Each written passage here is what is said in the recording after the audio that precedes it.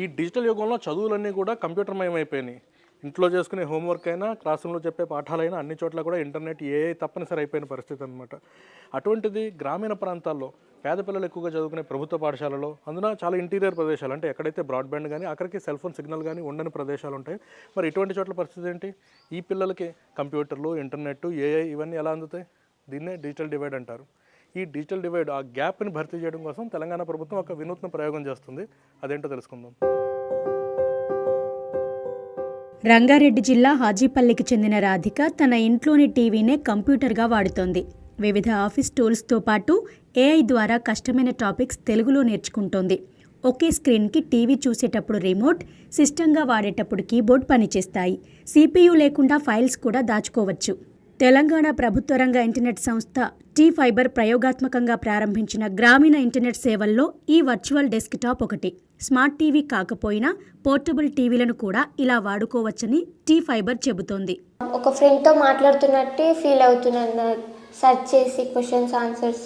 ఆ ఫోన్ ఒకటే ఉంది కాబట్టి మా మమ్మీ తీసుకెళ్తుంది ఆ ఫోన్ పనికి. నాకంటూ ఒక నెట్ అనేది ఉండాలి కాబట్టి నేను టీవీలో కంప్యూటర్ని సెర్చ్ చేసి యూజ్ చేస్తాను. వాళ్ళకున్న ఇన్ఫ్రాస్ట్రక్చర్ ఏముంది, ఇంట్లో టీవీ ఉంది, ఆ టీవీని కంప్యూటర్గా మారిస్తే ఎలా ఉంటుంది అనే ఒక ఆలోచన అనేది వచ్చింది. వర్చువల్ డెస్క్టాప్ అనేది ఇప్పుడు మేము మొత్తం ఫుల్ స్కేల్లో వెళ్ళినప్పుడు దానికి ఒక ప్రాపర్ ట్రైనింగ్, ప్రాపర్ మెథడాలజీ తీసుకొని వెళ్తే ఖచ్చితంగా దీనికి హ్యూజ్ డిమాండ్ ఉంటుందనేది మా అంచనా. తెలంగాణ గ్రామీణ ప్రభుత్వ పాఠశాలల్లో విద్యార్థులకు టీ-ఫైబర్ ద్వారా స్థిరమైన ఇంటర్నెట్ కనెక్షన్ ఇచ్చే పని ప్రారంభమైంది. 2010 పాఠశాలలకు ఇంటర్నెట్ ఇచ్చేందుకు విద్యాశాఖ, టీ-ఫైబర్ మధ్య ఒప్పందం కుదిరింది.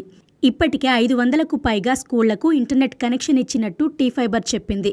తెలంగాణలోని వేలాది ప్రభుత్వ రంగ ఉన్నత పాఠశాలల్లో ఇంటరాక్టివ్ ఫ్లాట్ ప్యానెల్ స్క్రీన్లు ఉన్నాయి. వాటిలో ముందుగా లోడు చేసిన కంటెంట్ ఉంటుంది. తాజాగా టీ-ఫైబర్ ఇస్తున్న ఇంటర్నెట్ కనెక్షన్తో ఆ ప్యానెళ్లు నిరంతరం హైస్పీడ్ బ్రాడ్బ్యాండ్తో కనెక్ట్ అయి ఉంటున్నాయి. After completion of my lesson నేను ఒకటే ఇస్తాను, ఏంటంటే different types of animal tissues in one frame అని ఇస్తాను. అది ఒక ఫ్లో చార్ట్ ద్వారా ఇస్తుంది, అది ఒక ట్యాబ్యులర్ ఫామ్లో అడిగితే ఒక ట్యాబ్యులర్ ఫామ్లో ఇస్తుంది, ఒక పిక్చరైజ్డ్గా ఇవ్వమంటే ఒక పిక్చరైజ్డ్గా ఇస్తుంది. 3 టైప్స్గా ఇస్తుంది. వాళ్ళకు ఇన్వాల్వ్మెంట్ చేసినప్పుడు ప్రతి ఒక్క విద్యార్థి వచ్చేసి దాన్ని టచ్ చేస్తే ఏమవుతుంది, డ్రాప్ అండ్ డ్రాగ్ అనేది ఎలా వస్తుంది, అలాంటి ఉత్సాహంతో వచ్చి అసలు ఇన్యాక్టివ్ మోడ్లో కూర్చునేటువంటి విద్యార్థి కూడా వచ్చి దాన్ని టచ్ చేయాలి, దాని కిందికి అనాలి, ఇట్లా మ్యాచ్ చేయాలి అంటే ఈ ఉత్సాహంతో వచ్చేటువంటి పిల్లలు కూడా ఉంటారు. What is globalisation? ఎప్పుడైతే పర్ప్లెక్సిటీ ఇంట్రడ్యూస్ చేయడం జరిగిందో పిల్లలందరూ కూడా ఏం చేసేదంటే మనకి టీచర్ చెప్పినట్టు సిలబస్ ఏదైతే ఉంటుందో, సపోజ్ ఫర్ ఎగ్జాంపుల్ ఒక సైన్స్ టీచర్ కానీ, ఒక మ్యాథ్స్ టీచర్ కానీ, లేదా ఒక physical science teacher, social teacher lesson చెప్పినప్పుడు ఆ లెసన్కి సంబంధించినటువంటి విషయాలను వాడు నోట్స్ తయారు చేసుకొని వాడు అడగడం మొదలుపెట్టాడు. ప్రాథమిక పాఠశాలల్లో ఇప్పటికే ఉన్న ట్యాబ్లకు అపరిమితంగా బఫర్ లేని నెట్ అందడం ఉపయోగకరంగా ఉందని మెదక్ జిల్లా బాలానగర్కి చెందిన ప్రాథమిక పాఠశాలల ఉపాధ్యాయులు చెప్పారు. ఇక అడవి శ్రీరాంపూర్ గ్రామంలో కార్పొరేట్ కంపెనీల సహాయంతో ఒక ఏఐ ల్యాబ్ను ప్రయోగాత్మకంగా ఏర్పాటు చేసింది టీ-ఫైబర్ సంస్థ. ఆ ల్యాబ్లో అయితే మనము అంటే బ్లడ్ అనేది అంటే ఎట్లుండి ఎటు వెళ్తుంది, మన త్రోట్ బాడీ ఎట్లా ఫ్లో అవుతుంది, ఆక్సిజనేటెడ్ బ్లడ్ ఎట్లా ఫ్లో అవుతుంది, డిఆక్సిజనేటెడ్ బ్లడ్ ఎటు ఫ్లో అవుతుంది అని మనం చూడవచ్చు. ఫస్ట్ టాపిక్ వచ్చింది. టాపిక్ వచ్చిన తర్వాత నేను with the help of video అని అడిగిన తర్వాత వీడియో వచ్చింది. ప్రాజెక్ట్స్ ఉంటాయి కదా, దానికి రిలేటెడ్వి కూడా మేము చేస్తుంటాం. ఫొటోస్ అనేవి కూడా ఎడిట్ చేసుకోవచ్చు.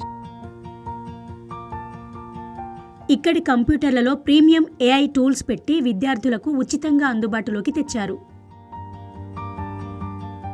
ఒక అడవి శ్రీరాంపూర్ విలేజ్లో ఒక ఏఐ రూరల్ ల్యాబ్ ఒకటి స్టార్ట్ చేశాం. సో అది అద్భుతమైన ఫలితాలు ఇచ్చింది. పిల్లలందరూ కూడా దాన్ని చాలా బాగా యూటిలైజ్ చేసుకోవడం, సో మాకు ఇంకా ఎక్కువ ఇన్స్పిరేషన్ అనిపించింది. తెలంగాణ పాఠశాల విద్యాశాఖ కమిషనర్ నవీన్ నికోలస్ చెప్పిన వివరాల ప్రకారం ఇప్పటికైతే ప్రైమరీ, అప్పర్ ప్రైమరీ స్కూళ్లలో 19,800 ట్యాబులు ఉన్నాయి.